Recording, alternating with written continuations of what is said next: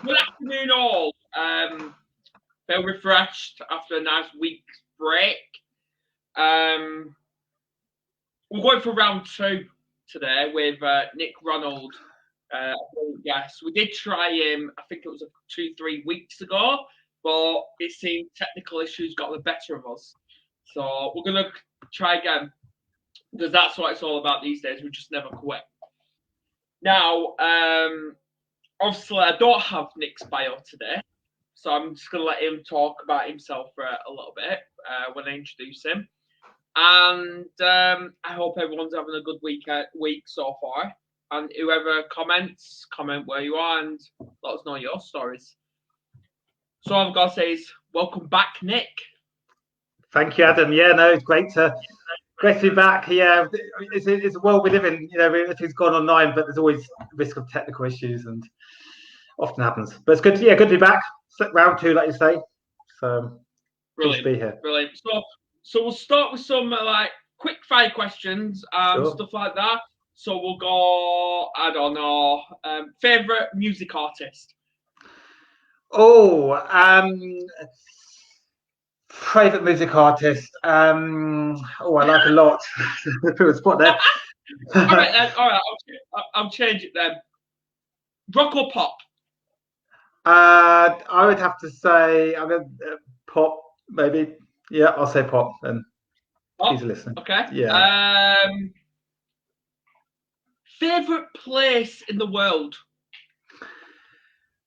Oh, good question.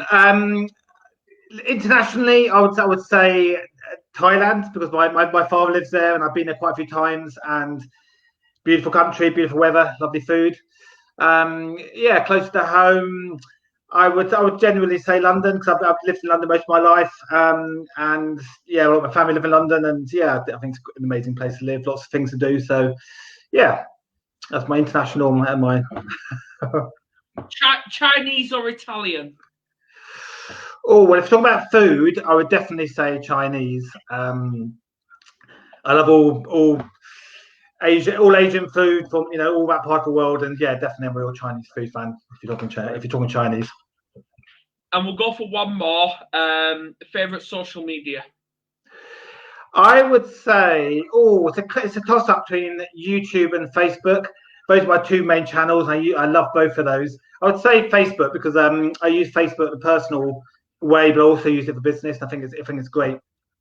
It's a great tool to use, in both those ways. It's one that crosses over both. So yeah, Facebook. Nice. Now all I've got to say is hello, Sandy Dew. I can't remember where she is located, but she's definitely not in the UK. So welcome. Please share this out if possible. Now, obviously she's streaming from Facebook as well, so which we are live on the Mental Health Warrior page, because we're all warriors of our own mental health these days. Now, obviously let's just dive right in and give us a little bit of a story of who Nick Ronald is. Sure. No. Well, I was born in a small town in Sussex, and I was very incredibly chronically shy and quiet as a child, and that carried on through to my sort of mid-20s. And I literally hardly said anything. And when I went to university, I was so quiet. People would call me shifty because I used to walk around, looking at the ground, not talking to anyone. And I had various other nicknames at school. And I was diagnosed as being dyspraxic, which I think was partly the reason for that. So dyspraxia used to be known as clumsy child syndrome. So I was very clumsy in hospitals with accidents. But obviously I did look at things slightly different to everyone else, in a way I sort of viewed things. And yeah, so I did have a bit of a challenge growing up, socially and academically, and I did struggle. And that had a big impact on my confidence. And yeah, I mean, I found I did suffer from depression quite badly when I was in my teenage and 20s, because I was bullied quite bad at school, and I struggled to make relationships, and but that's led to who I am, so made me very determined to prove myself wrong and to be able to succeed in my own way and be happy. So definitely a lot of those challenges formed who I am in a longer term, in a good way. But yeah, it's I think being dyspraxic and also being chronically shy, massive impact on my life. It did hold me back for many years, but certainly, yeah, I'm proud of it, But the one thing it has given me is as a strong support for mental health issues, and be for myself. So when I was working, I work for myself, and when I was working for other people, I used to work in the charity sector a lot, work for a lot of mental health charities like Rethink and Mind. Because obviously issues very close to my heart. And a few years ago, I trained as did a mental health first aid course, so that I could recognise, support people who are going through issues. So yeah, I mean, it's a great opportunity to to be on a channel like this where you can contribute to the sort of discussion around it. Brilliant. And Sandy is from Australia. Oh, real international. Very international, yeah. So yeah, welcome. Global reach. Privileged. I speak to a lot of Australians, a lot. You're incredible. You got a real global reach from that one part of the world, yeah. I know.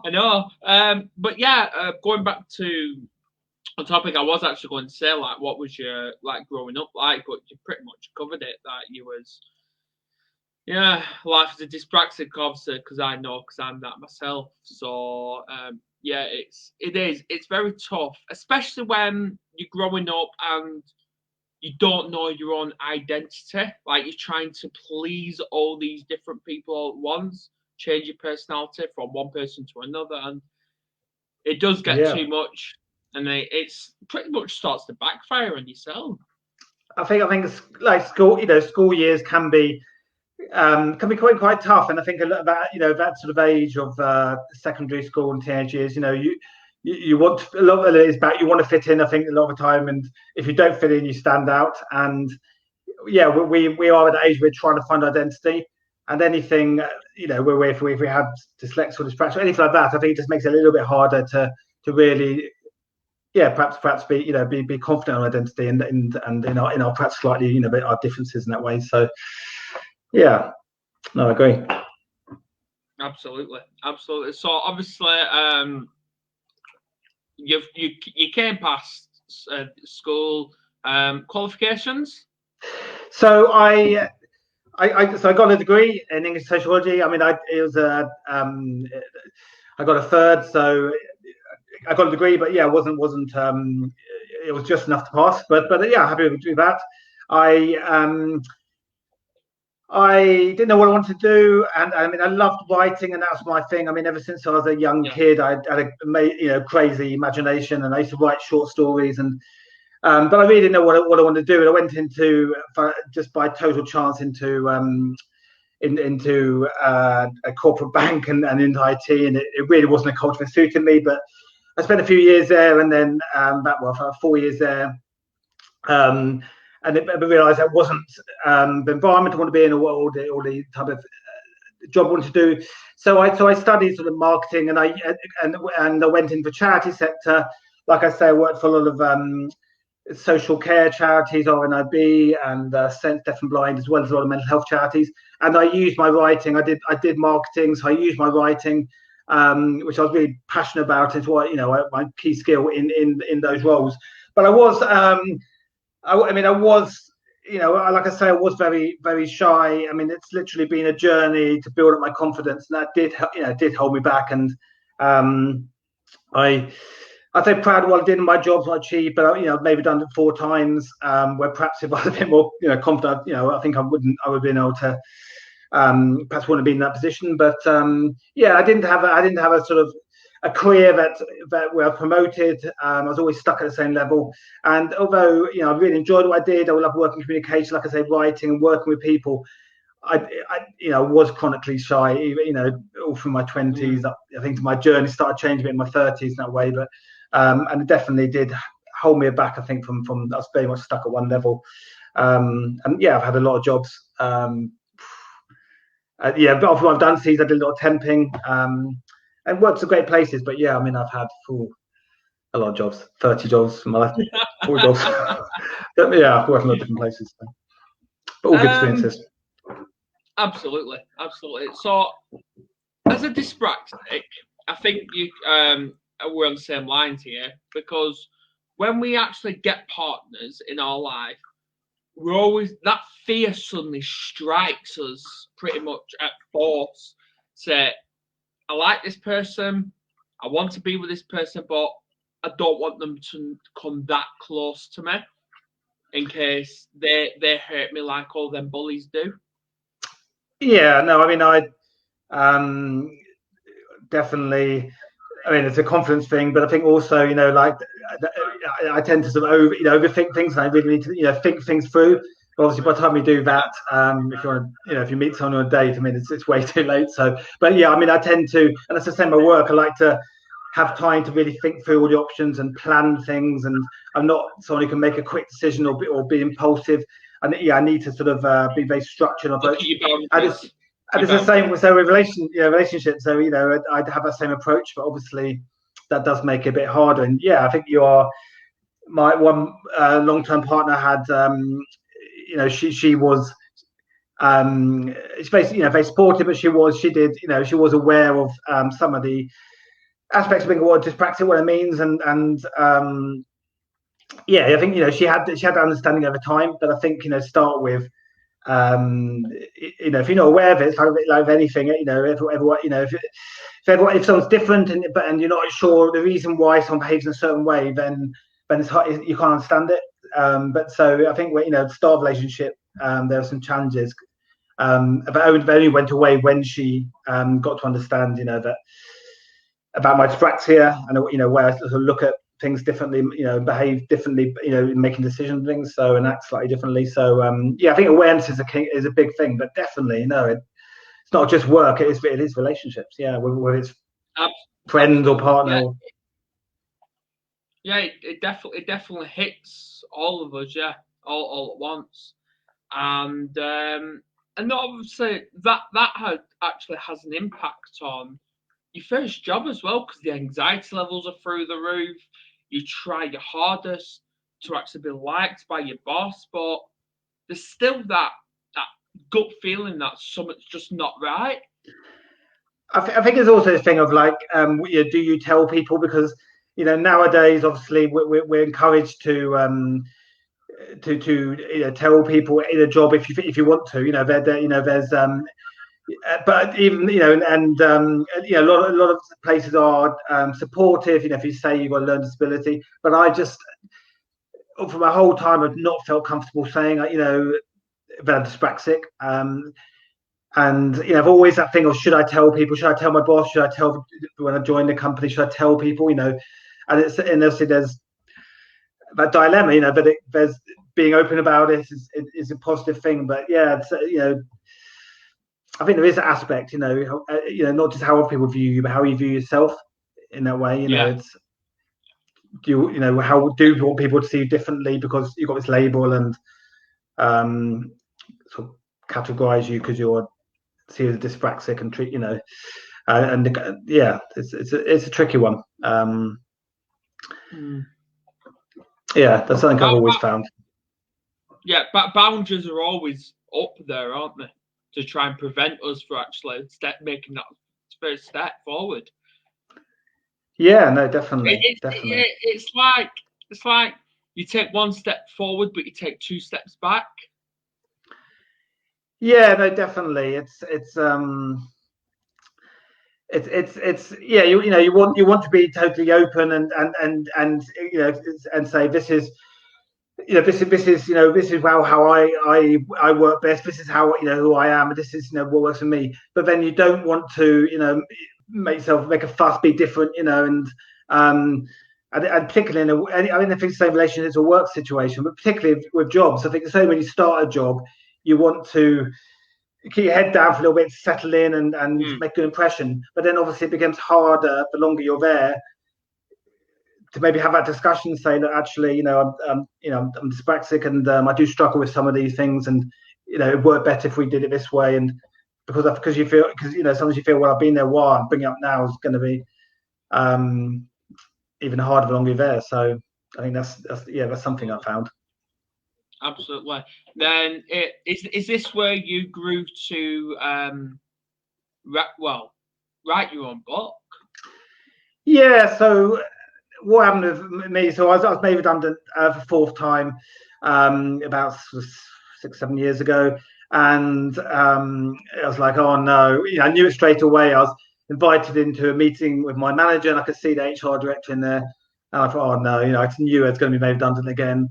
And there's no reflection on the work I'd done. It wasn't. There's no discipline. There's no. It's not my fault. My behaviour. There's nothing. I'd always reach my targets and everything, but I knew I was going to be redundant. So and at the time, my partner, we were buying a house and we're having our first baby, so it's a really bad time. And I was off work. So I was out of work and I took any job I could, and it was quite stressful. And I was doing whatever work I could, but I knew I needed money coming in. And so one of the things I did was I sort of realized that that it's not good enough just to be in some situations good at your job, or you need to be able to sort of have a little bit more impact and bit of influence a bit. And so I realized when I was going for job interviews, when I was saying that this is what I do, this is what my skills are, actually that wasn't good enough. You have to show why you're better than someone else and why you've got those skills someone else needs over someone else. So I had this time in my hand, and I thought, I want to write a book what I'm passionate about, and I love communications. I love my, the marketing, and I wanted to write about how not just communicating clearly and powerfully is important, but also how to influence, how anyone can influence, and how little things can make a difference. So so I wrote the book, Communicate, Secret Influence, Communicate, Persuade Power, which came a couple of years ago, and then basically that sort of became my brand. So Secret Influence became my YouTube channel, and I started copywriting business, writing for social media websites, and sort of and Secret Influence became my brand, and and that's how everything developed. So I become known as Secret Influencer, and I become sort of fascinated with how we're influenced in society, but also how whether it's a job interview or getting a promotion or little things, how you can even if you're not very confident, even if you're not I've been an introvert in my life and struggled with confidence, but how you can do things that can influence the outcome of a job interview or promotion request, or if you're running a business or anything. So absolutely. And Sandy, is dyspraxia actually recognised in Australia? Because question, it is, yeah. It's always good to know these things from different countries, because dyspraxia, I say, it's the most least spoken about. Well, one of the most least spoken about things I have come across, especially here in the UK. I agree. I mean, because dyslexia had the same challenge. I think it wasn't recognised for a long time, but it's became quite well known when I think a lot of high profile people said they're dyslexic and got understanding. But I think dyspraxia is that a lot of people I know, they just never heard of it. So if I said I'm dyspraxic, there'd be no understanding what that means.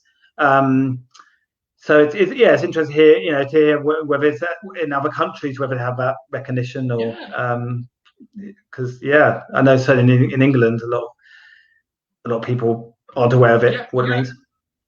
Yeah, and that's for anyone else who across the globe, whether you're actually from Australia, Canada, Singapore, it really does not matter from where you are. Please let us know if dyspraxia is actually recognised. And Sandy, she's actually not aware of dyspraxia. Interesting. She doesn't know. That just goes to say it. I mean, I think with all these things, everything starts with awareness, and you can never change something or improve something until you really have awareness of where you are starting from. And I think that's with mental health, it's awareness and understanding, isn't it? What these conditions are, what people are going through, what struggles they're going through, why it is, and that anything that increases awareness is only a good thing. It's a good starting point. See, I was diagnosed with dyspraxia at the age of 18 months old. Oh, really? Okay, that's quite very young.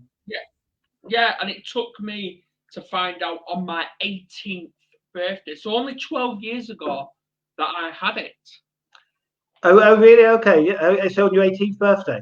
Okay. Yeah. Yeah. No, similar to me. I mean, I wasn't far off. I think I was the early 20s. But yeah, it does seem the way that it's often diagnosed, sort of, late teens, early 20s at the earliest. No, it's not something that's often diagnosed when you're young. I've noticed that. I know it's just absolutely crazy. It is, but this leads on to when you was homeless. Yeah. Talk to us about that. Well, I mean, obviously, COVID. I mean, this last year has been a challenging year for everyone at some level. A lot of people lost their jobs, and mental health has been a massive issue for a lot of people. For myself, I split up with my partner of 15 years, just sort of before lockdown. So I moved out of the family house where we've been living sort of 7 years, and stayed with my mother. But then when lockdown happened, she was self-isolating. She's quite old and vulnerable, so I stayed with a friend briefly, but then that didn't work out. And so literally, and obviously with lockdown, it was hard to find somewhere to rent, and I literally was suddenly found that I had nowhere to go. So I slept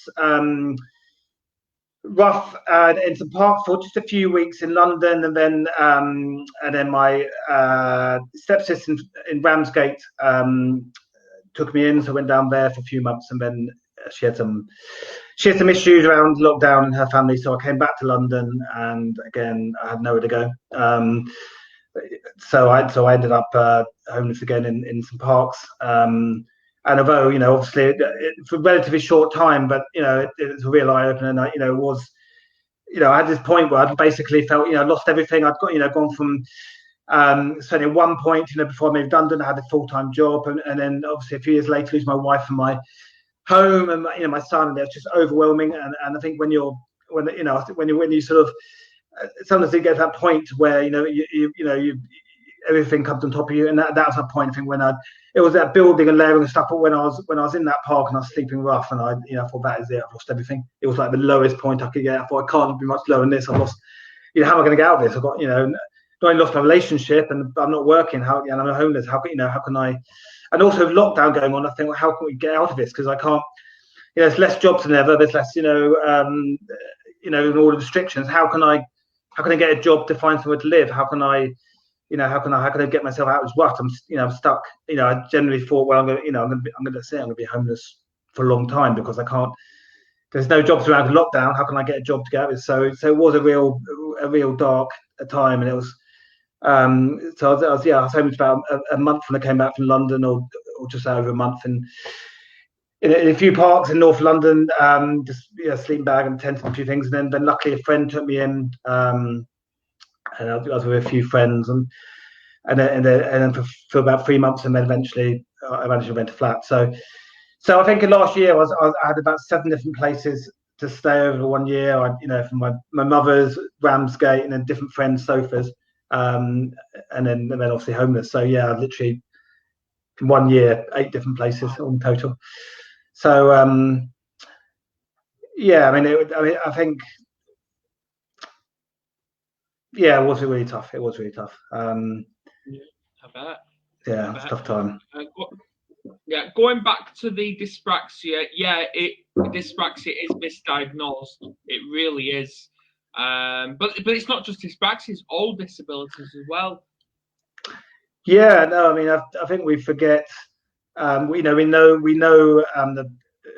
the sort of the big name ones, which but we forget actually, on the survey on autistic spectrum, there's quite a range of different conditions, and even now I heard one the other day which I never heard of, which a friend of a family their son had, and that is the thing. We tend to just hear the ones that get attention in the media. Perhaps someone well known has it, and I think that's what happened.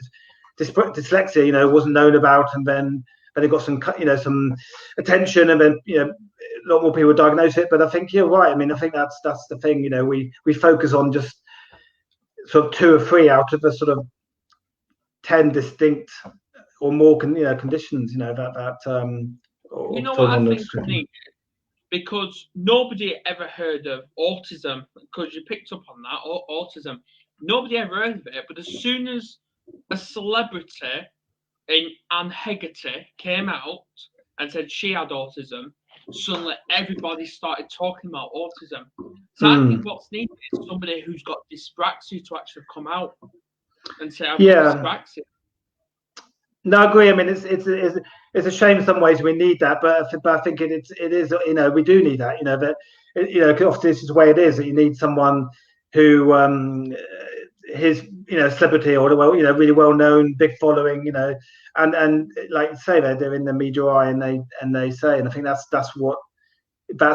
will be something that would bring awareness to dyspraxia, to have someone who's a bigger name, you know, to come up. So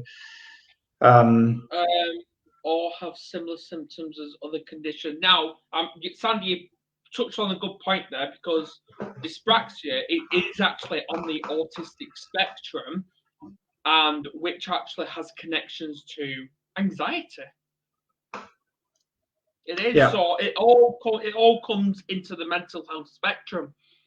But this is why people need to raise more awareness for this.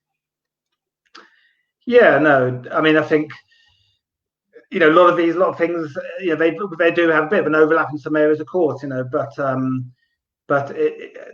you know, dyspraxia and dyslexia and some of the other autistic things, there is an overlap in some, obviously, in some of the aspects of how, you know, how you approach life, or you see things, or you know, think, but they are definitely distinct conditions. I mean, you know, for example, the physical challenge and accidental thing, which is dyspraxia, is quite unique. Not the only condition that has that, but it's quite, you know, one of the unique features of dyspraxia. So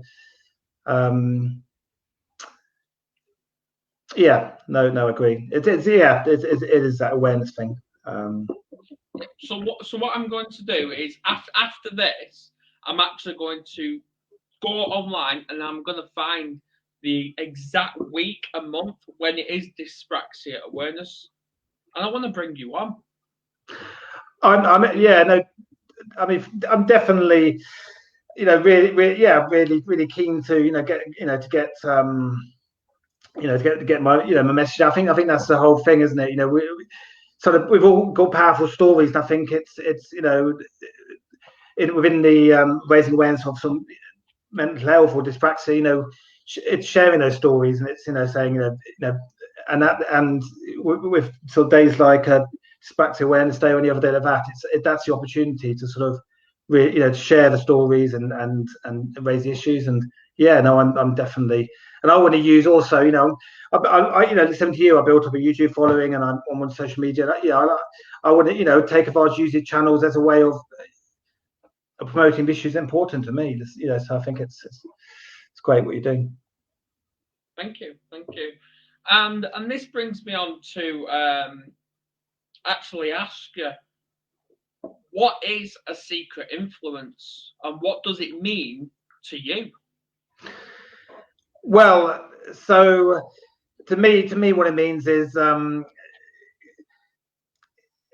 if you know, look at a website, and, for example, or an article or blog or anything, you know, and it's clear and it's well written, but it doesn't really it doesn't have an impact to you emotionally, or it doesn't persuade you to do something, then it's not really effective.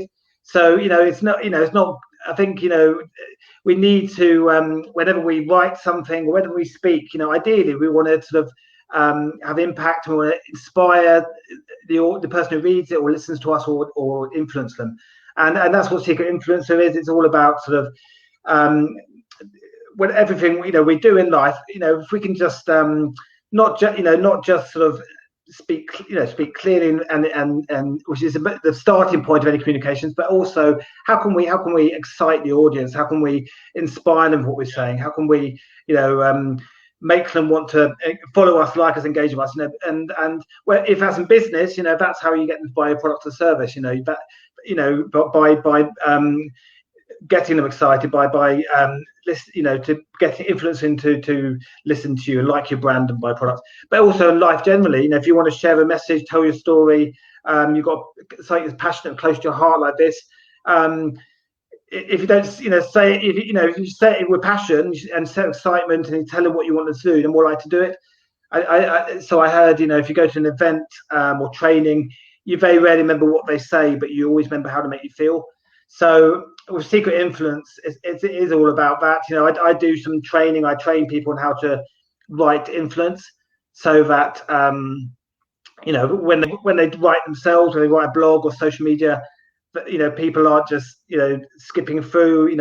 We're bombarded with information, and so many postings, but actually how to hook someone's attention and interest them, engage with them, and how to influence them, and how to become a secret influencer. Because whatever we do in life, we want to try and influence people with. We want to influence people positively. If you've got children, you want to influence them to be better behaved children.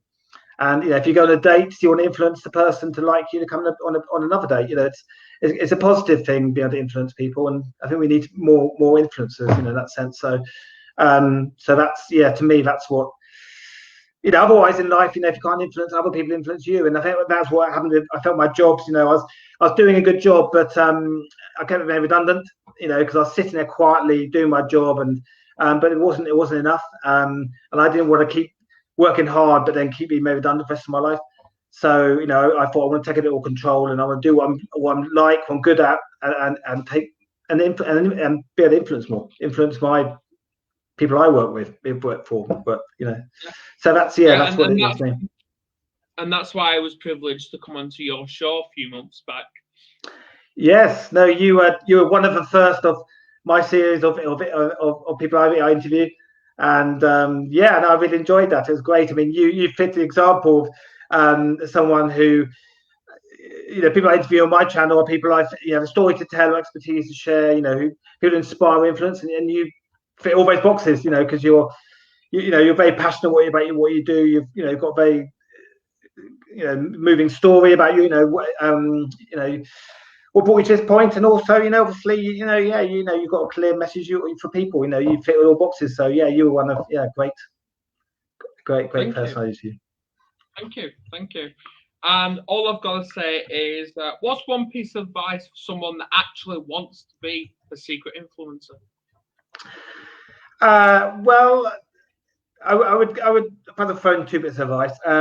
So one is don't be afraid to ask for help or use your contacts. I think we all know people, someone in our life, even if we think we're really shy, we don't have any friends, or we don't, we're not working, but we all know people. And whether it's on social media, contact friends, or in real life, family, friends, if you want to get a job, or you've got a campaign, you're passionate about anything, use who you know. Don't be shy. Life is too short. Ask people for help. Ask people for their suggestions. Ask people for their tips. Ask people to help in whatever way. And it's only by making use of who you know. And I think that is so important. And sometimes people you'll be surprised at who can help you in life. And that's what life's about. It's about people, and even in little ways. People can help you. And the second thing is, I spent a lot of my life comparing myself to others and thinking I wasn't good enough. At school I wasn't good enough to get to ask that girl out, or I wasn't good enough to get that job when I started working, or to get a promotion, and that held me back. And I would say, the most powerful thing you can do is not compare yourself, and to not care. It's a hard thing, and I thought for years, but not to care, in that way. That we'll always have those words of doubt. We'll always, as humans, I think, sort of criticize ourselves to an extent. But if it's really empowering if we can sort of say, so what, I am different. Maybe I'm not the best, I'm not, but so what? I'm going to do this anyway. It's something that I constantly have to work at. But I think those are my 2 points really. Use who you know, in life, and don't do things alone. No one does things. Anyone can help you and make use of people. And the second thing is, don't compare yourself.